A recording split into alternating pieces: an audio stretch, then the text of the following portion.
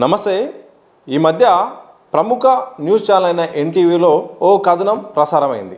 నల్గొండ సంబంధించిన సీనియర్ మంత్రికి అలాగే ఐఏఎస్ అధికారికి సంబంధం ఉన్నట్టు దాంట్లో ప్రసారమైంది. ఆ తర్వాత ఇదే అంశంపై మంత్రి కోమటిరెడ్డి వెంకటరెడ్డి ప్రెస్ మీట్ పెట్టి ఆవేదన వ్యక్తం చేశారు. ఆ తర్వాత దీనిపై సిట్ ఏర్పాటు చేశారు. తదనంతరం ఎన్టీవీకి సంబంధించిన 3 జర్నలిస్టులను కూడా పోలీసులు అయితే మాత్రం అదుపులో తీసుకున్నారు. ఇదే సందర్భంలో ప్రధానంగా ఈ ఎన్టీవీ సంబంధించిన input editor Donthu Ramesh arrest వ్యవహారం పట్ల కూడా ఇమ్మనేని రామారావు గారు అయితే మాత్రం ఇక హెచ్ఆర్సీకి కంప్లైంట్ కూడా ఇచ్చారు. మరి ఇవ్వడానికి గల కారణాలు ఏంటి, అలాగే ఈ యొక్క టోటల్ ఎపిసోడ్ కనుక న్యాయపరంగా కానీ కేసు చట్టాల ప్రకారం కానీ ఎట్లా సాగింది, అసలు ముందుగా ఏమేమి జరిగిందో తెలుసుకునే ప్రయత్నం చేద్దాం. మనతో పాటు ప్రముఖ హైకోర్టు అడ్వకేట్ రామారావు గారు ఉన్నారు. సార్ నమస్తే. సార్ ఎందుకు సార్ హెచ్ఆర్సీకి దొంతు రమేష్ విషయంలో మీరు ఫిర్యాదు చేయాల్సిన అవసరం ఎందుకు వచ్చింది, దాని గల కారణాలు ఏంటి? ఇది ఖచ్చితంగా మానవ హక్కుల ఉల్లంఘననే. అయితే జర్నలిస్ట్కి ఒక చట్టము, ఐఏఎస్ అధికారికి ఒక చట్టం ఉంటుంది. ఏంటన్నా చట్టం అందరికీ సమానంగానే ఉంటుంది. అయితే వాస్తవంగా నేను ఏదైతే మానవ హక్కుల ఉల్లంఘన జరుగుతుందో నేను నా చొరవ చూపి నేను ఎన్నో కేసులు ఇంతకుముందు వాళ్ళు కూడా వేయడం జరిగింది. ఇప్పుడు కూడా మా జర్నలిస్టు మిత్రుడు రమేష్ గారి అరెస్టు చట్ట ప్రకారము కరెక్ట్ కాదు. అదేవిధంగా ఏవైతే సెక్షన్స్ ఆఫ్ లా పెట్టినరో అది పూర్తి శాతం ఆయన వ్యక్తిగత స్వేచ్ఛకు, వృత్తి స్వేచ్ఛకు భంగం కలిగించే విధంగా ఉన్నాయి. ఇది అరెస్ట్ చేసే కేసే కాకుంటే రాజకీయ కారణాలతో పోలీస్ వాళ్ళు కూడా రాజకీయ నాయకుల చేతిలో కీలుబొమ్మలుగా మారి జర్నలిస్టులపై ఇట్లా అట్రాసిటీస్ అనేటివి కమిట్ చేస్తున్నారనే విషయాన్ని నేను జాతీయ మానవ హక్కుల కమిషన్ దృష్టికి తీసుకుపోవడం జరిగింది. అయితే దీనిలో ప్రాథమికంగా మీరు చూసుకుంటే సెక్షన్ 75 to 79 అనే కేసులు పెట్టడం జరిగింది. BNS act. ఇప్పుడు నా దగ్గర ఎఫ్ఐఆర్ కూడా ఉన్నది. ఇప్పుడు సెక్షన్ 79 ఏంటంటే 75 ఏంటంటే ఇప్పుడు సెక్సువల్ హెరాస్మెంట్ అని చెప్తాను. దీనిలో మీరు చూసుకున్నట్టయితే దీనిలో కంప్లైంట్ చేసింది ఎవరు? ఐఏఎస్ల సంఘం సెక్రటరీ కంప్లైంట్ చేసింది. ఎవరు? జేఎస్ రంజన్ గారు కంప్లైంట్ చేయడం జరిగింది. అయితే ఈ సెక్షన్ ఎవరికి వర్తిస్తుంది? ఒక మహిళకు వర్తిస్తుంది. ఒక మహిళకు ఈ సెక్షన్ వర్తిస్తుంది. అంటే మహిళ వ్యక్తిగత స్వేచ్ఛకు భంగం కలిగించే విధంగా కొన్ని వ్యాఖ్యలు చేయడము, అదేవిధంగా అంటే ఒక తప్పుడు దృష్టితో వ్యాఖ్యలు చేయడము, లేకుంటే ఒక తప్పుడు ఫేవర్ అనేది అడగడం ఈ సెక్షన్ ఇట్లా చెప్తుంది. అయితే దీనిలో ఏ మహిళకు జరిగింది ఈ విధంగా ఈ సెక్షువల్ హెరాస్మెంట్ కావచ్చు, లేకుంటే ఇబ్బంది పెట్టడం కావచ్చు, ఆ వ్యాఖ్యలు ఇబ్బంది పరిచినాయి అనవచ్చు. ఏ మహిళకు జరిగింది, ఏ మహిళా అధికారికి, ఐఏఎస్ అధికారిని ఇలా చేశారు అనే విషయాన్ని రిమాండ్ మేజిస్ట్రేట్ గారి దగ్గర ప్రవేశపెట్టిండ్రు. ఆ మేజిస్ట్రేట్ గారు అడగడం జరిగింది. ఇంత దారుణం అంటే ఎవరో ఐఏఎస్ ఆఫీసర్ అని మాత్రమే ఆడ చెప్పడం జరిగింది. మహిళా ఐఏఎస్ ఆఫీసర్. దీనిలో ఐఏఎస్ ఆఫీసర్ల పరువుకి భంగం కలిగించే విధంగా ఏం మాట్లాడారు అంటే నాకైతే సమజైతలేదు. ఐఏఎస్ అధికారుల మహిళా ఐఏఎస్ అధికారుల పరువుకు భంగం వాటిల్లేటట్టు కొన్ని వ్యాఖ్యలు చేయడం జరిగింది. దానికి సంబంధించి ఐఏఎస్ అధికారుల అసోసియేషన్ సెక్రటరీ కంప్లైంట్ పెట్టారు. అయితే టెక్నికల్గా చూస్తే ఈ కంప్లైంట్ అనేది చెల్లదు. ప్రాథమికంగా ఒక గౌరవానికి భంగం కలిగించే విధంగా ప్రవర్తించిండు అని కేసు పెట్టాలంటే ఎవరైతే భంగపడ్డారో, ఎవరికైతే అనిపించిందో అరే ఈ వ్యాఖ్యలు నన్ను ఉద్దేశించి చేసినవే. గతంలో కూడా ఒక మంత్రి గారు మహిళా మంత్రి గారు తీవ్రమైన వ్యాఖ్యలు చేసిండ్రు. తెలంగాణ సమాజానికి తెలుసు ఆ మంత్రి గారు ఎవరో. తీవ్రమైన వ్యాఖ్యలు చేసిండ్రు. ఆ వ్యాఖ్యల మీద కేసు కట్టరా మరి?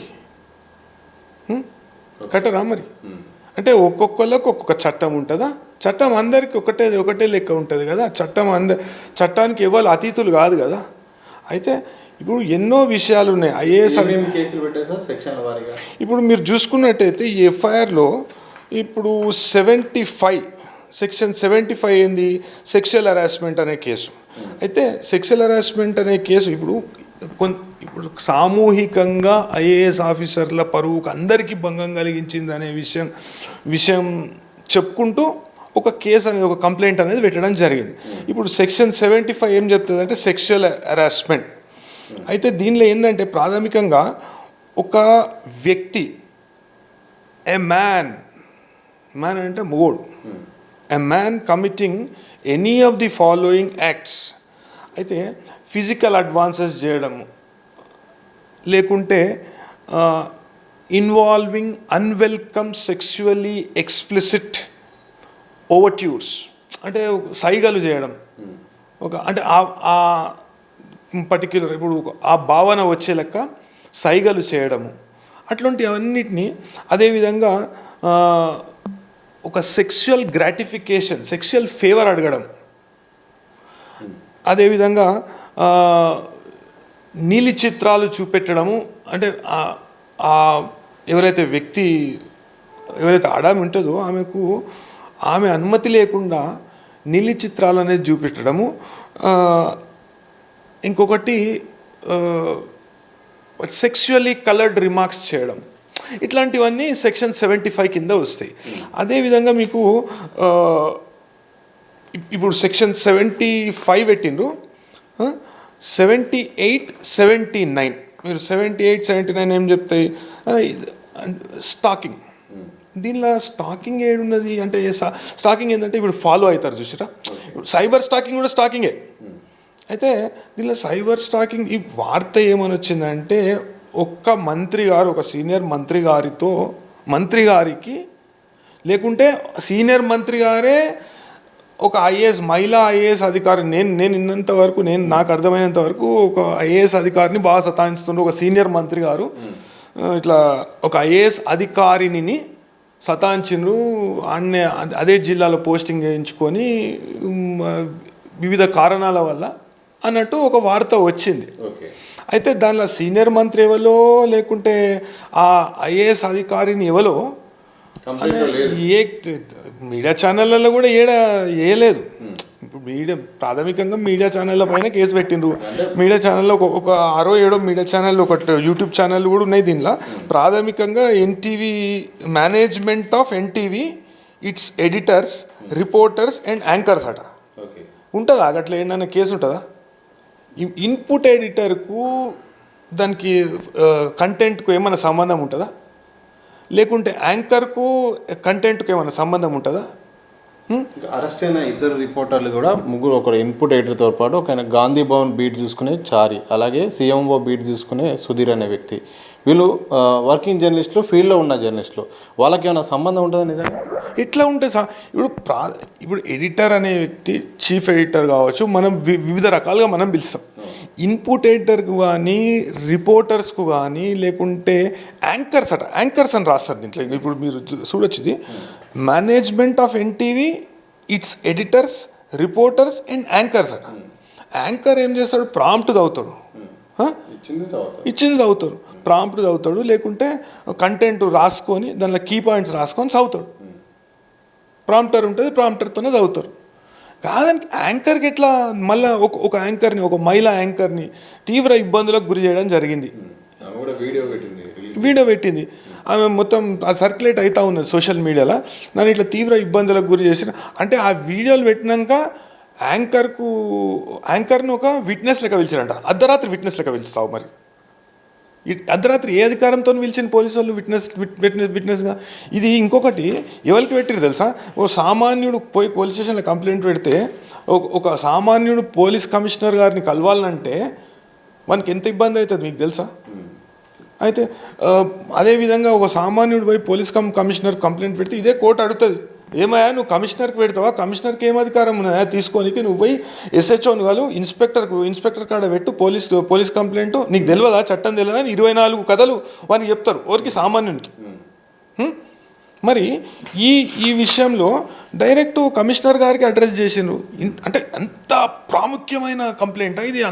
అంటే ఐఏఎస్ అధికారుల పరువు మొత్తం భంగం వాటిల్లే వాటిల్లుతున్నది, లేకుంటే ఐఏఎస్ వ్యవస్థ అనేది కుప్పకూలిపోతుంది. వాస్తవానికి ఇంతకుముందు రాజమన్నారు కమిటీ రిపోర్ట్లో ఐపీఎస్ వ్యవస్థ అనేది మనకు సూటబుల్ కాదు, మన రాజ్యాంగానికి సూటబుల్ కాదు, దీన్ని మొత్తం నిర్వీర్యం చేసి క్లోజ్ చేయాలి ఐఏఎస్ ఐపీఎస్ వ్యవస్థ అనేది రాజమన్నారు కమిటీ రిపోర్ట్లో చెప్పిండ్రు.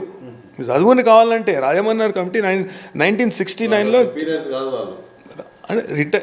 జడ్జిలు, సుప్రీంకోర్టు జడ్జిలు రాజమన్నారు కమిటీ నేతృత్వంలో మద్రాస్ గవర్నమెంట్, అది ఇప్పుడు తమిళనాడు గవర్నమెంట్ ఒక కమిటీ అధ్యయనం చేయడానికి ఒక కమిటీ వేసింది. కమిటీ వేసినప్పుడు వాళ్ళు ఏం చెప్పినారంటే బీసీలను అధ్యయనం చేయడానికి, ఇంకొకటి ఈ వ్యవస్థను అధ్యయనం చేయడానికి, బీసీ రిజర్వేషన్లను అధ్యయనం చేయడానికి పెంచాలనా, పెంచితే ఎట్లా పెంచవచ్చు అని బీసీ రిజర్వేషన్ల కొరకు ఆ కమిటీ, రాజమన్నారు కమిటీ అనే కమిటీ ఏర్పాటు చేయడం జరిగింది. దానిలో అంతర్భాగంగా ఈ వ్యవస్థ మనకు సూటబులా కాదా అనే విషయాన్ని కూడా ఆ కమిటీకి అసైన్ చేయడం జరిగింది. ఆ కమిటీ అధ్యయనం చేసినాక ఈ ఐఏఎస్ వ్యవస్థ అనేది మనకు సూటబుల్ కాదు అనే నివేదిక ఇచ్చింది. అయితే ఇప్పుడు మీరు చూడవచ్చు, ఇది అధికార దుర్వినియోగం అని నా అభిప్రాయం. ఎందుకంటే ఇప్పుడు ఐఏఎస్ అధికారి ఎవరిలో అయితే మనోభావాలు దెబ్బతిన్నాయో, లేకుంటే వాళ్ళ వ్యక్తిగతంగా వాళ్ళకు ఆ మహిళా అధికారిని ఎవరైతే ఉన్నారో, దానిలో కూడా కంప్లైంట్లో కూడా ఎట్లా చెప్తారంటే ఒక మహిళా అధికారిని కలెక్టర్గా పనిచేస్తుంది గత 2 సంవత్సరాలుగా అనే విషయాన్ని దీనిలో చెప్తారు కంప్లైంట్లో. ఇప్పుడు స్టాకింగ్ అంటే ఎవరు ఎంబడబడ్డారండి? జయేష్ రంజన్ గారు ఎంబడబడ్డారా? వీళ్ళు మన జర్నలిస్టులు పడలేదు కదా, జయేష్ రంజన్ గారు ఎంబడబడలేదు కదా. జయేష్ రంజన్ గారు స్త్రీ కాదు కదా, ఎట్లా తీసుకుంటారు కంప్లైంట్? అంటే ఒక ఐఏఎస్ సంఘం, ఒక వాళ్ళకి సంబంధించిన సెక్రటరీగా, అధ్యక్షుడిగా కూడా వాళ్ళ యూనియన్ తరఫు నుండి కానీ అట్లా మా యొక్క సభ్యులకు, మా గ్రూప్ ఆఫ్ పీపుల్కి ఇబ్బంది అయితే అని అట్లా కంప్లైంట్ చేయకూడదా? ఇప్పుడు ఐఏఎస్ అధికారుల సంఘము, అందరు ఐఏఎస్ అధికారులు పలానా అంటే వాళ్ళ పరువుకి సంఘం మీద మాట్లాడలే కదా. ఒక మహిళా ఐఏఎస్ అధికారిని అని ప్రస్తావించింది. అయితే ఇప్పుడు రిమాండ్ చేసేటప్పుడు కూడా రిజెక్ట్ చేసే సమయంలో మేజిస్ట్రేట్ గారు ఏ వ్యాఖ్యలు, నేను అంటున్నాను, ఇప్పుడు మాట్లాడుతున్నాను, అదే వ్యాఖ్యలు మేజిస్ట్రేట్ గారు కూడా చేయడం జరిగింది. చట్ట ప్రకారం ఒక అఫెన్స్ అయిందనుకోండి, ఆ అఫెన్స్కు ఎటువంటి చర్యలు తీసుకోవాలనో చట్ట ప్రకారము ఎటువంటి శిక్ష ఉంటుందో, లేకుంటే రిమాండ్ ఉంటుందా, లేకుంటే అరెస్ట్ చేయవచ్చా. ఇప్పుడు పోలీస్ అధికారులు కూడా చట్టము తమ చేతులకు తీసుకోలేరు. పోలీస్ అధికారులు కూడా ఎట్లా పడితే అట్లా ప్రకటనలు ఇస్తే కుదరదు. సజ్జనార్ గారు మాట్లాడిన మాటలు చెప్తాను సార్. ప్రెస్ మీట్లో భాగంగా ఎవరినైనా ఎప్పుడైనా అరెస్ట్ చేస్తాము, వాళ్ళకు కొన్ని సందర్భాల్లో నోటీసులు ఇవ్వకుండా కూడా చేయాల్సి వస్తుంది, ఎవరు కూడా తప్పించుకోలేరు, ప్రతి ఒక్కరు కూడా వాళ్ళకు పిలిస్తే రావాల్సిందే, లేకపోతే ఎక్కడున్నా పట్టుకొస్తామని కూడా మాట్లాడారు. ఈ సందర్భాన్ని ఎట్లా చూస్తారు? అసలు అట్లా మాట్లాడకూడదు. ఆయన అధికారం పరిధి దాటి ప్రవర్తించడని నేను అంటున్నా. ఎందుకంటే ఇది కేవలం మానవ హక్కుల ఉల్లంఘన మాత్రమే కాదు, ఒక డైరెక్ట్ జర్నలిస్ట్ సమాజానికి ఒక హెచ్చరిక చేస్తారు. ఆ హెచ్చరిక పోలీసు వాళ్ళు చేయలేరు. వాళ్ళు ఈ చట్టము లేకుంటే న్యాయ సూత్రాలను అమలుపరిచే ఒక వ్యవస్థలో వాళ్ళు భాగం మాత్రమే.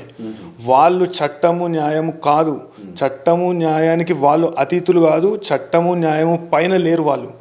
వాళ్ళు చట్టము న్యాయానికి లోబడే ఉన్నారు. ఆ విషయం వాళ్ళు గుర్తుంచుకుంటే చాలా మంచిగా ఉంటుంది, ప్రజలకు మంచిగా ఉంటుంది, రాజకీయ నాయకులకు మంచిగా ఉంటుంది, వివిధ రకాల వ్యక్తులు ఉంటారు కదా సమాజంలో, వాళ్ళకు కూడా మంచిగా ఉంటుంది. దాన్ని దాటి పరిధి దాటి ప్రవర్తించినప్పుడు పెద్ద పెద్ద నియంతలనే కూలదోసిన చరిత్ర ఉన్నది. ఇప్పుడు తెలంగాణ సాయుధ పోరాటం అనేది వివిధ చరిత్ర పుస్తకాలలో ఒక సబ్జెక్టు. ఈడ మనకు ఒక 10 సంవత్సరాలు అంటే బాస్నియాల ఒక ఫోటో చూపెట్టినప్పుడు, ఇప్పుడు మీకు T12 అని ఒక కేసు జరిగింది.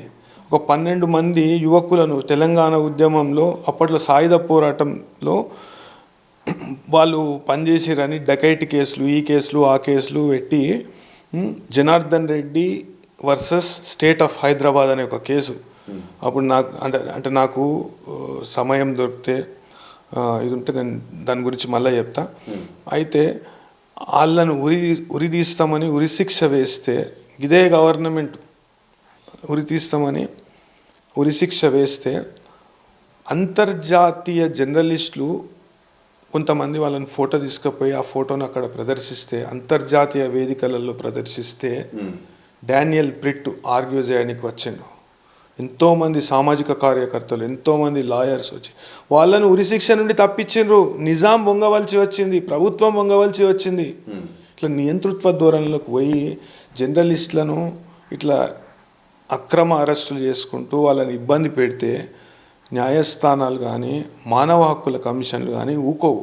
సార్, ఇదే సందర్భంలో దొంతు రమేష్ గారి విషయంలో మీరు హెచ్ఆర్సీకి ఫిర్యాదు చేశారు, కానీ ఆయన అదుపులో తీసుకున్న విషయంలో మాత్రం పోలీసులు కానీ చాలా వార్తలు వచ్చాయి. ఒకటి పోలీసుల వర్షన్ ఏంటంటే విదేశాలకు పారిపోతుండగా మేము అదుపులో తీసుకున్నాము, ఇమిగ్రేషన్ అధికారులు పట్టుకున్నారని ఒక వార్త. మరోవైపు మేము పిలిచినా కానీ రాకుండా ఫోన్ స్విచ్ ఆఫ్ చేశారు, అందుకోసం మేము ఇట్లా చేయాల్సి వచ్చింది.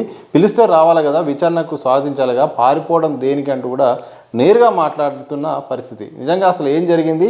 పారిపోవడానికి ప్రయత్నించాడా లేకపోతే వాస్తవం ఏంటి అసలు? పోలీసులు అధికార దుర్వినియోగానికి పాల్పడుతుండని అర్నేష్ కుమార్ జడ్జ్మెంట్ అనేది వచ్చింది. అర్నేష్ కుమార్ జడ్జ్మెంట్ను ఇంప్లిమెంట్ చేయడంలో భాగంగా కేంద్ర ప్రభుత్వం 41A అనే సవరణ తీసుకొచ్చింది. ఏ కేసులో పడితే ఆ కేసులో ఇంతకు ముందు లెక్క అరెస్టు చేయడానికి వీలు లేదు అనే విషయాన్ని చెప్పుకుంటూ 41A అనే నిబంధనను తీసుకురావడం జరిగింది. అది కొత్త బిఎన్ఎస్లో 35(3)గా మారడం జరిగింది.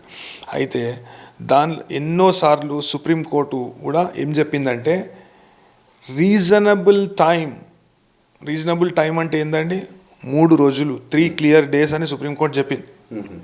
అంటే జవాబు ఇవ్వకపోవడం అంటే ఇంకా పటిష్టంగా చేసిరు ఇప్పుడు ఆ ప్రక్రియను 35(3)ని. అయితే ఒక సందర్భంలో మాట్లాడుతూ పోలీస్ అధికారులు కూడా అనడం జరిగిందంటే మేము 33(6) అనేది మేము చర్యలు తీసుకున్నాము. 33(6) అనే చర్యలు వాళ్ళు తీసుకోలేదు. 33(6) అంటే ఏంటంటే ఒక నేరస్తుడు అందుబాటులో ఉండకుండా తన వేరబౌట్స్ని దాచిపెట్టే ప్రయత్నంలో ఎక్కడైనా వెళ్ళిపోతాడో, లేకుంటే పోలీస్ వాళ్ళకు సహకరించాడు, అదేవిధంగా ఇతను ఇంకా నేరాలు చేయబోతుండు అనే విషయాన్ని మన కన్సర్న్ మెజిస్ట్రేట్కు చెప్పి మెజిస్ట్రేట్ నుండి అరెస్ట్ చేయడానికి అనుమతి తీసుకొని ఆ అనుమతితో అతన్ని అరెస్ట్ చేయడం అనేది 33(6) చెప్తుంది. అయితే ఈ విషయంలో అదే రోజు అరెస్టు మళ్ళా అంటే కొద్ది సమయం కూడా ఇవ్వకుండా ఎంతోమంది జర్నలిస్టులకు ఈ నోటీసులు ఇచ్చినా అని చెప్పడం. మెజిస్ట్రేట్ రిమాండ్ ఎందుకు చేస్తారు, రిజెక్ట్ చేస్తారు? ప్రాథమిక కారణం ఏంటంటే వాళ్ళకి నోటీస్ ఇవ్వలేదని రిజెక్ట్ చేసింది. రెండవ కారణం ఏంటంటే ఇవి అరెస్ట్ చేసే కేసులు కావనేది చెప్పడం జరిగింది. అదేవిధంగా మూడో కారణం, బెయిల్ ఇవ్వడానికి మూడో కారణం ఏంటంటే దీనిలో ఎవరైతే బాధితురాలు ఎవరైతున్నారో బాధితురాలు పేరు లేకపోవడం, బాధితురాలు తరఫున నేను కంప్లైంట్ చేస్తాను. ఇది బాధితురాలు తరఫున ఆయన కంప్లైంట్ చేయలేదు, సంఘం తరఫున చేసింది. ఇప్పుడు న్యూస్ ఏమని వచ్చింది, ఒక మహిళా అధికారిని అన్నారు, కానీ అందరు ఐఏఎస్ ఆఫీసర్లు మహిళా ఐఏఎస్ ఆఫీసర్లు ఏదో తప్పు చేసిండ్రు అనే విషయాన్ని అట్లా చెప్పలే కదా. ఆ భావన వచ్చేటట్టు ఆ భావం వచ్చేటట్టు అయితే చెప్పలే కదా. అయితే సంఘం ఎట్లా కంప్లైంట్ చేస్తుందండి? సరే ఇప్పుడు ఒక మహిళా అధికారిని ఎవరైతే మనోభావాలు దెబ్బతిన్నాయో, లేకుంటే ఆమెను ఉద్దేశించి వ్యాఖ్యలు చేసిండ్రని ఆమె అనుకుంటున్నప్పుడు ఆమె కంప్లైంట్ చేస్తే ఈ అధికారుల సంఘం వచ్చి ఇది ఇట్లా చేయడం తప్పు అని మాట్లాడడం వరకు, లేకుంటే ఆమెతో పాటు నిలబడి ఇప్పుడు ఒక జర్నలిస్ట్, ఒక మహిళా జర్నలిస్టును ఇబ్బందులకు గురి చేశారు. గురి చేసినప్పుడు మహిళా జర్నలిస్టు వ్యక్తిగతంగా పోయి కంప్లైంట్ పెట్టాలి. అదే విషయం కోర్టు అడగడం జరిగింది. మీకు అంటే బాధితురాలు ఇక్కడ లేదు, ఇక్కడ కంప్లైంట్ కూడా ఎవరు పెట్టిండ్రు? జేఎస్ రంజన్ గారు పెట్టిండ్రు. ఏ హోదాలో పెట్టిండ్రు? సెక్రటరీ హోదాలో పెట్టిండ్రు. సెక్రటరీ హోదాలో పెట్టిండ్రు. ఏమంటున్నారంటే ఆయన ఇట్లా మా మనోభావాలు దెబ్బతిన్నాయి, అదేవిధంగా ఐఏఎస్ల పరువు అనేది సమాజంలో పోతుంది, ఈ వ్యాఖ్యల వలన ఐఏఎస్లను చాలా చిన్న చూపు చూస్తున్నారు, ఇంకొకటి ఇవన్నీ వీళ్ళు చేసిన వ్యాఖ్యలన్నీ తప్పు, దీనికి ఎటువంటి ఆధారాలు లేవు అనే విషయాన్ని గతంలో చాలా కేసెస్లో సుప్రీంకోర్టు ఏం చెప్పిందంటే వార్తలు ప్రసారం చేయడం అనేది అది నేరం కింద రాదు. వార్తలను ఉద్దేశపూర్వకంగా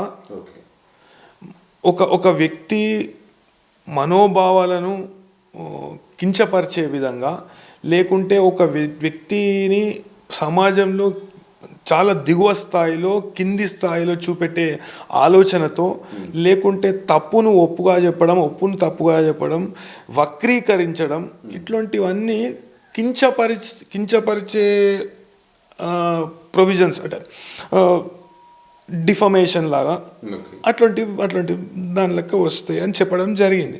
అయితే దీనిలో ఇంత ఉత్సాహం ప్రవర్తించే అవసరం అనేది లేదు. నేను ఏ దృష్టిలో చూస్తున్నానంటే జర్నలిస్టుల వృత్తి స్వేచ్ఛకు భంగం వాటిల్లే విధంగా, జర్నలిస్టుల వృత్తి స్వేచ్ఛను హరించే విధంగా ప్రభుత్వము పూర్తి స్థాయిలో చర్యలు చేపడుతుంది. ఇకనైనా ఈ జర్నలిస్టుల జోలికి పోవడం మానుకోవాలి. ఇకనైనా ఎట్లా పడితే అట్లా, ఇప్పుడు ఐఏఎస్ ఆఫీసర్కు చట్టం వేరే కాదు, జర్నలిస్టులకు చట్టం వేరే కాదు. సమాజంలో ఎవరికైనా కానీ చట్టం ఒకటే, న్యాయం ఒకటే, న్యాయ సూత్రాలు ఒకటే. మీరు ఒక ఐఏఎస్ ఆఫీసర్ హోదాలో ఎన్నో విషయాలు, మీరు సమాజానికి ఎంతో మంచి చేయవలసిన వాళ్ళు ఒక జర్నలిస్టులపై వ్యక్తిగత కక్ష ఎందుకు అని నేను అడుగుతున్నా. జర్నలిస్టులపై ఇట్లాంటి ఆరోపణలు చేయడం ఎందుకు, ఇట్లాంటి తప్పుడు కేసులు పెట్టుడు ఎందుకు అని నేను అడుగుతున్నా. జర్నలిస్టులను వాళ్ళ వృత్తి వాళ్ళని చేసుకోనివ్వండి అని నేను అడుగుతున్నా. ఇప్పుడు ఎవరన్నా మనోభావాలు దెబ్బతిని ఉంటే, ఎవరికన్నా వ్యక్తిగతంగా ఇబ్బంది కలిగి ఉంటే ఆ వ్యక్తి రావాలి. ఇప్పుడు ఆ సీనియర్ మంత్రి ఎవరండి? సీనియర్ మంత్రి పేరు చెప్పిరా?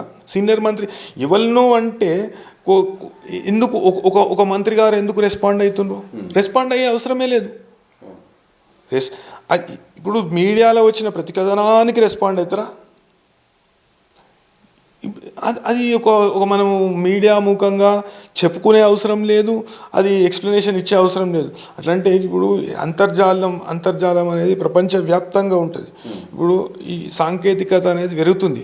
ఇప్పుడు ఇంతకుముందు లెక్క పూర్తి స్థాయిలో స్వేచ్ఛను మేము నియంత్రిస్తాము, సంఖ్యలు వేస్తామంటే ఊకునేటోళ్ళు ఎవరు లేరు. వాస్తవానికి ఈ విషయాన్ని ఇప్పుడు నేషనల్ హ్యూమన్ రైట్స్ కమిషన్ కూడా దేశవ్యాప్తంగా జర్నలిస్టులపై అక్కడక్కడ ఇప్పుడు వాళ్ళ వ్యక్తి స్వేచ్ఛకు భంగం కలిగిస్తున్నారు, వాళ్ళ వృత్తి స్వేచ్ఛకు భంగం కలిగిస్తున్నారు. ఎంతోమంది జర్నలిస్టులపై ఎన్నో అకృత్యాలు జరుగుతున్నాయి.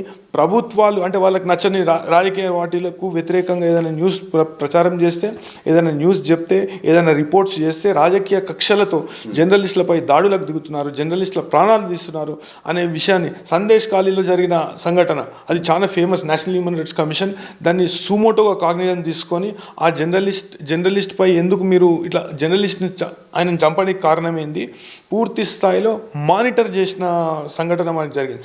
అప్పటి నుండి ఏంటంటే నేషనల్ హ్యూమన్ రైట్స్ కమిషన్లో కూడా ఒక సపరేట్ కాలం మీడియా పర్సన్స్ పైన ఎవరైనా దాడులకు దిగితే, భౌతిక దాడులకు దిగితే, అదేవిధంగా వాళ్ళ వ్యక్తి స్వేచ్ఛను, వాళ్ళ వృత్తి స్వేచ్ఛను భంగం కలిగించే విధంగా ప్రభుత్వాలే కావచ్చు చేస్తే ఆ విషయాన్ని జాతీయ మానవ హక్కుల కమిషన్ జోక్యం చేసుకున్న విషయాలు ఇన్స్టెన్సెస్ కోకొల్లలుగా ఉన్నాయి. ఇదే సందర్భంలో పూర్తి స్థాయిలో ఎవిడెన్స్ లేకుండా ఆగమేఘాల మీద ఆ ముగ్గురు జర్నలిస్టులను హుటాహుటిన నోటీసులు ఇవ్వడం, అదుపులో తీసుకోవడం, ఇదేమైనా ఇండికేషనా? అంటే ఎవరైనా మేము చేస్తామన్న ఇండికేషనా, లేకపోతే ఇంకేమైనా దీని వెనక ఏమైనా కాన్స్పిరసీ దాగుందా, వేరే ఏమైనా కోణం ఏమైనా ఉన్నదా? రాజకీయ కారణాలు ఉండవచ్చు, అదేవిధంగా కొన్ని వ్యక్తిగత స్వార్థపూరిత కారణాలు కూడా ఉండవచ్చు. ఇప్పుడు దీంట్లో ఎవరెవల పేర్లు ఇచ్చారంటే, ఇప్పుడు ఇది కొన్ని రోజులు అయితే అంటే కేసు నిలబడే కేసు కూడా కాదు, ఇది నిలబడే కేసు కూడా కాదు. ఇప్పుడు సరే పేర్లు ఎందుకు కానీ ఇప్పుడు రిపోర్టర్లు కాదు, ఇప్పుడు టీవీ ఛానళ్ళు ఇగో తెలుగు స్క్రైబ్ అట, ఇది యూట్యూబ్ ఛానల్ ఒకటి, ఎంఆర్ మీడియా అట, ఇది కూడా ఒక YouTube channel, prime 9 Telangana YouTube channel, prime line ఇది కదా మన న్యూస్ ఛానల్, పివి న్యూస్ అట 6, ఇంకోటి సిగ్నల్ టీవీ, వాల్గా టైమ్స్, ఇంకా ఇక మిర్రర్ టీవీ అఫీషియల్, ఇక టీ న్యూస్ అయితే ఉంటూనే ఉంటుంది, యాజ్ యూజువల్గా ఉంటుంది. సరే, ఇప్పుడు అంటే ఈ ఛానల్లే వాళ్ళ దృష్టికి వచ్చినట్టున్నాయి. అంటే ఐఏఎస్ ఆఫీసర్లను కించపరిచేటట్టు మాట్లాడడము, లేకుంటే ఇది చేయడము, అది చేయడం, ప్రజెంట్ చేసినందుకు.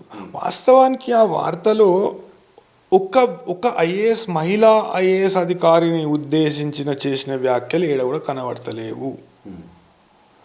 అంటే ఇప్పుడు సర్వీస్లో ఉన్న ఒక మహిళా ఐఏఎస్ అధికారిని ఉద్దేశించి చేసినట్టు కనబడితే ఆ మహిళా అధికారిని వచ్చి ఒక కంప్లైంట్ చేయడం అనేది కామన్గా జరిగే విషయం.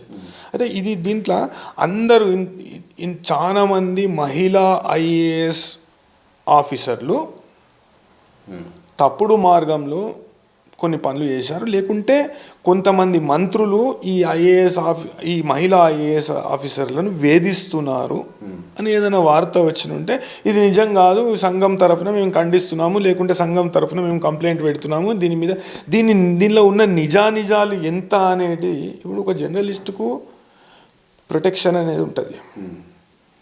వార్తలు ఇప్పుడు ఏ విధంగా పోలీస్ అధికారులకు కానీ, న్యాయవాదులకు కానీ, న్యాయమూర్తులకు కానీ చట్టము లేకుంటే రాజ్యాంగము ఒక రక్షణ కల్పిస్తుంది. Action taken in good faith.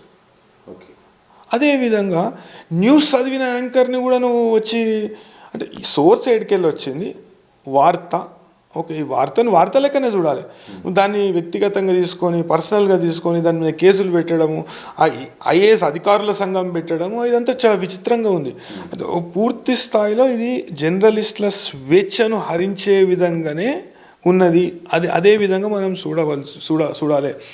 జాతీయ మానవ హక్కుల కమిషన్ ఏ విధంగానైతే సందేశ్ కాళీ ఇన్సిడెంట్లా జరిగిన జర్నలిస్టు హత్య ఏ విధంగా అయితే తీసుకున్నదో, అదేవిధంగా ఒరిస్సాలో జరిగిన జర్నలిస్టుల హత్యను ఏ విధంగా అయితే తీసుకుందో, అదేవిధంగా కొన్ని పౌర హక్కుల సంఘాల కేసులను రిప్రజెంట్ చేసే న్యాయవాదులు కావచ్చు, జర్నలిస్టులు కావచ్చు, బయటికి తీసుకొచ్చిన జర్నలిస్టులు కావచ్చు, వాళ్ళ విషయంలో ఏ విధంగానైతే స్పందించిందో అదే విధంగా ఈ విషయంలో కూడా స్పందిస్తుందని నేను అనుకుంటున్నాను. నేను అందుకే చొరవ తీసుకొని వాస్తవానికి ఒక సపరేట్ కాలమే protection of human rights act, ఇప్పుడు సెక్షన్ 13 ఉంటుంది, సెక్షన్ 19 ఉంటుంది, ఒక సపరేట్ కాలమే జాతీయ మానవ హక్కుల కమిషన్ అనేది ఏర్పాటు చేయడం జరిగింది. దేశవ్యాప్తంగా ఏడన్నా జర్నలిస్టులపై అక్రమంగా దాడులు జరిగినప్పుడు, లేకుంటే జర్నలిస్టులు వాళ్ళ వృత్తిపరంగా ఏదన్నా హింసను ఎదుర్కొన్నప్పుడు డైరెక్ట్ జాతీయ మానవ హక్కుల కమిషన్కు కంప్లైంట్ చేయవచ్చు అనే విషయాన్ని జాతీయ మానవ హక్కుల కమిషనే దానిలో ఏర్పాటు చేయడం జరిగింది. ఈ విషయంలో పూర్తి స్థాయిలో జాతీయ మానవ హక్కుల కమిషన్ ఒక నివేదిక కోరుతూ దీని మీద ఒక కమిటీ వేసి, లేకుంటే హైదరాబాద్కు విజిట్ చేసినప్పుడు క్యాంప్ హియరింగ్ పెట్టినప్పుడు ఏ విధంగానైతే పెద్దదన్వాడ విషయంలో, ఏ విధంగానైతే మన అల్లు అర్జున్ విషయంలో, సంధ్య థియేటర్ స్టాంపేడ్ విషయంలో ఏ విధంగానైతే ఒక క్యాంప్ హియరింగ్ పెట్టిరో ఆ విధంగా ఈడ కూడా పూర్వాపరాలు తెలుసుకొని దీని మీద చర్యలు తీసుకుంటుందని నా అభిప్రాయం. సార్, జర్నలిస్టులపై అక్రమ కేసులు పెట్టకుండా, ఉద్దేశపూర్వకంగా టార్గెట్గా పెట్టకుండా ఉండాలంటే మన చట్టం అనేది రావాల్సిన అవసరం ఉందా? తప్పకుండా రావాలి. నేను ఇంతకుముందు కూడా మోహన్ బాబు విషయంలో ఒక జర్నలిస్ట్పై ఆయన దాడి చేసిన విషయం, దాని తర్వాత కంప్లైంట్ పెట్టడం అందరికి తెలిసిందే. అయితే నేను ప్రత్యేకంగా చెప్పిన ఒక జర్నలిస్ట్ రక్షణ చట్టం అనేది తీసుకొస్తే మంచిగా ఉంటుంది. ఎందుకంటే ఏ విధంగానైతే న్యాయవాదులకు రక్షణ చట్టం అని న్యాయవాదులు మేము డిమాండ్ చేసినా కానీ ఇప్పటివరకు కూడా ఎన్నో హామీలు ఇచ్చిండ్రు, న్యాయవాదులకు రక్షణ చట్టం తీసుకొస్తా అన్నారు.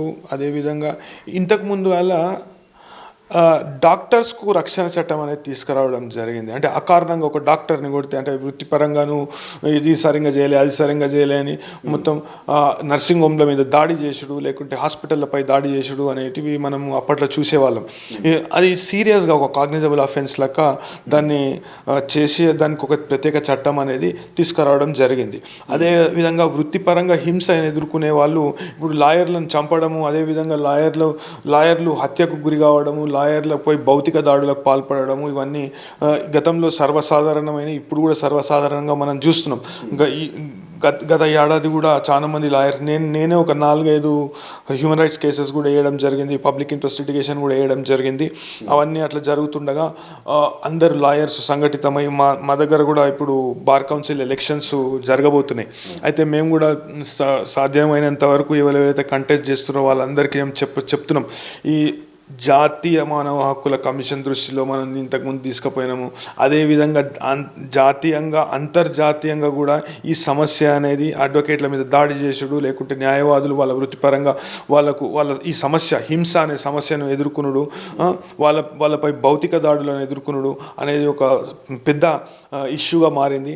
అయితే దీని నుండి న్యాయవాదులకు రక్షణ కల్పించాలంటే ఒక చట్టం తీసుకొచ్చే అవసరం ఎంతనన్నా ఉన్నది అనేది మేము ప్రతి వాళ్ళకు కంటెస్ట్ చేసే వాళ్ళకు కూడా చెప్తున్నాము, సీనియర్ మెంబర్స్కి కూడా చెప్తున్నాము, మేము రిక్వెస్ట్ చేసుకుంటున్నాము.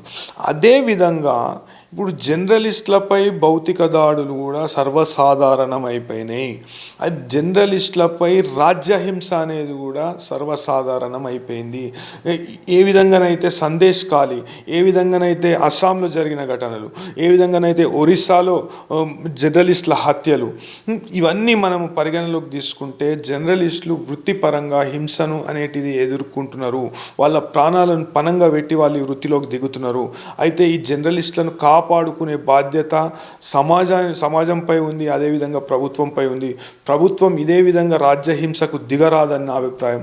ప్రభుత్వం ఇకనైనా స్పందించి ఇటువంటి తప్పుడు కేసులు పెట్టడం మానాలి, జర్నలిస్టులపై తప్పుడు కేసులు పెట్టడం మానాలే. అదేవిధంగా జర్నలిస్టుల రక్షణ చట్టం అనేది తీసుకురావాలని నేను డిమాండ్ చేస్తున్నాను. ఈ విషయంలో సంఘటితంగా జర్నలిస్టులు అందరూ పోరాడాలి. ఈనాడు ఒక్క జర్నలిస్ట్ మీద, కొంతమంది జర్నలిస్టుల మీద ఇట్లాంటి తప్పుడు కేసు అనేది పెట్టడం జరిగింది.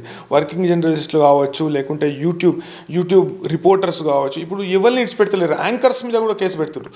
ఇంత దారుణం అంటే ఈ వృత్తిలోకి దిగాలంటేనే ఒక భయానకమైన వాతావరణం అనేది మనకు కానొస్తుంది. అయితే దీన్ని మొత్తం పూర్తి స్థాయిలో ఒక స్నేహపూర్వకమైన వాతావరణం ఎదురు కావాలి. అదేవిధంగా జర్నలిస్టులపై దాడులు చేసే వాళ్ళను, జర్నలిస్టులపై అక్రమ కేసులు పెట్టే వాళ్ళను పూర్తి స్థాయిలో నియంత్రణ చేయడానికి జర్నలిస్టుల రక్షణ కొరకు ఒక చట్టం తీసుకురావాలి. ఎంతనన్నా ఆ చట్టం తీసుకొచ్చే ఆవశ్యకత ఉందని నా అభిప్రాయం. సార్ చివరిగా చెప్పండి సార్, ఒకసారి ఈ కేసు గురించి ఒకసారి మొదటి నుండి కనుక చూస్తే కనుక ఫస్ట్ ఎన్టీవీలో వచ్చిన వార్తా కథనం, ఆ తర్వాత మంత్రి రియాక్ట్ కావడం, ఆ తర్వాత సిట్ ఏర్పాటు చేయడం, సంబంధించిన జర్నలిస్టులను కొంత అదుపులో తీసుకోవడం, ఆ తర్వాత ఏ చర్చ నడుస్తుంది సోషల్ మీడియాలో చర్చ నడుస్తుంది, వీళ్ళ తప్పు వాళ్ళ రైట్ అని నడుస్తుంది. మీకున్న అవగాహన ప్రకారం జరుగుతున్న కేసు విషయంలో ఈ కేసు ఎంతవరకు ముందుకెళ్తుంది, ఉంటుందా, కొన్ని రోజుల వరకు చర్చలు ఉండిపోతుందా, లేదా కొనసాగుతుందా, లేకపోతే ఇంకా చాలామంది బయటకు వచ్చే అవకాశం ఉందా? వన్ వర్డ్ ఏం చెప్తారా? ఈ కేసు నిలబడే కేసు కాదు. ఈ కేసు పూర్తి శాతం కొన్ని విషయాలపై నుండి దృష్టి మరల్చడానికి పెట్టిన కేసు. వాస్తవానికి పెట్టిన వ్యక్తి కూడా ఆ కేసు ద్వారా, అంటే ఆ చర్యల ద్వారా ఎటువంటి బాధకు గురి కాలేదు కాబట్టి వాస్తవానికి రిమాండ్ రిజెక్ట్ చేసేటప్పుడే కోర్టు ఆ ప్రశ్నలు వాళ్ళని అడగడం జరిగింది. మీకేం బాధ అవుతుంది, మీకేం నొప్పి లేసింది అనే విషయాన్ని కోర్టు అడిగింది, రిమాండ్ రిజెక్ట్ చేసింది. కోర్టు బెయిల్ ఇచ్చే సమయంలో కూడా, అంటే ఇప్పుడు బెయిల్ తీసుకొని జర్నలిస్ట్ బయటికి వచ్చినంత మాత్రాన మేము కొనసాగిస్తాం, వాళ్ళ మీద అంటే విచారణ పేరుతో ఊక వెలిపిస్తాము, ఇది చేస్తాము, వాళ్ళని ఇబ్బందులకు గురి చేస్తామంటే అది కుదరని పని. అదేవిధంగా నేను నా వ్యక్తిగత అభిప్రాయం ప్రకారం, అంటే నా వ్యక్తిగత స్వీయ అనుభవం ప్రకారం ఈ కేసు అనేది కొద్దిగా పెద్ద కోర్టు, హైకోర్టుకు తీసుకుపోయినా కానీ, సుప్రీంకోర్టుకు తీసుకుపోయినా కానీ ఈ కేసుని కొట్టేసే అవకాశాలే ఎక్కువ కనబడుతున్నాయి నాకు. మొత్తంగా ఎన్టీవీలో ప్రసారమైన కథనం, ఆ తర్వాత సిట్ ఏర్పాటు, జరుగుతున్న జర్నలిస్టుల అరెస్టు, ఆ తర్వాత బెయిల్ రావడం, ఇవన్నీ కథనాలు పరిస్థితులు చూస్తుంటే మాత్రం ఓవరాల్గా ఈ కేసు అనేది నిలబడే అవకాశం లేదు. సంబంధిత ఆధారాలు సరిగా లేవు. అలాగే కేసు పెట్టే విధానం మొదటి నుండి ఎక్కడ కూడా కేసు నిలబడేలాగైతే చేయలేదు. ఐఏఎస్ల సంఘము ముందుగా ఫిర్యాదు చేయడం, సంబంధిత ఎవరైతే ఉన్నారో ఆ అధికారిని కూడా ఎక్కడ పేరు ప్రస్తావించకపోవడం, అలాగే ఆమె నేరుగా కూడా ఎక్కడ ఫిర్యాదు చేయకపోవడం, ఆ తర్వాత అన్ని వ్యవహారాలు కనుక చూస్తే మాత్రం ఒక డైవర్షన్ కేసులాగా చూడాల్సిందే. దృష్టి మళ్లింపు, అలాగే ఏదో రాజకీయ ఇంకా వేరే కోణంలో పెట్టిన కేసు తప్ప ఈ కేసు అనేది ముందుకు సాగే అవకాశం లేదు. అలాగే జర్నలిస్టులపై దాడులు జరుగుతున్నాయి. చాలా ఇటు అడ్వకేట్లపై, అలాగే అందరితో పాటు జర్నలిస్టులపై కూడా దాడులు జరుగుతున్నాయి. ఇలాంటి సందర్భంలో అక్రమంగా కొందరిపై కేసులు కూడా నమోదు చేస్తున్నారు. తద్వారా ప్రశ్నించే గొంతుకులను కూడా వాళ్ళను సైలెంట్గా చేసే ఒక కుట్ర అయితే జరుగుతుంది. రాజ్యాలు అలా జరుగుతున్నాయి. అందుకోసమే జర్నలిస్టుల కోసం అయితే మాత్రం రక్షణ చట్టం రావాల్సిన అవసరం ఉంది. అలాగే జాతీయ మానవ హక్కులకు సంబంధించిన విషయంలో కూడా ప్రత్యేకమైన దీనికి ఒక క్లాజ్ ఉండాల్సిన అవసరం కూడా ఉంది. ఎందుకంటే ప్రశ్నించే గొంతులు అరించే ప్రయత్నం రాజ్యాలు చేసినప్పుడు వాళ్ళకు తగ్గట్టు రక్షణ హక్కు లేకుండా మాత్రం ఇక ఎవరు కూడా ముందుకొచ్చి వార్తలను రాయడం కానీ చెప్పే ప్రయత్నం చేసే అవకాశం లేదు. కాబట్టి ఇక తప్పకుండా రక్షణ కూడా ఉండాల్సిన అవసరం ఉందని కూడా ఇమ్మనేని రామారావు గారు, సీనియర్ హైకోర్టు అడ్వకేట్ గారు అయితే మాత్రం సంబంధిత ఈ కేసు సంబంధించిన పూర్వపరాలు మొత్తం ఓవరాల్గా కూడా చెప్పే ప్రయత్నం చేశారు. కెనపర్సన్ మసంతో సతీ దిశ టీవీ, హైదరాబాద్.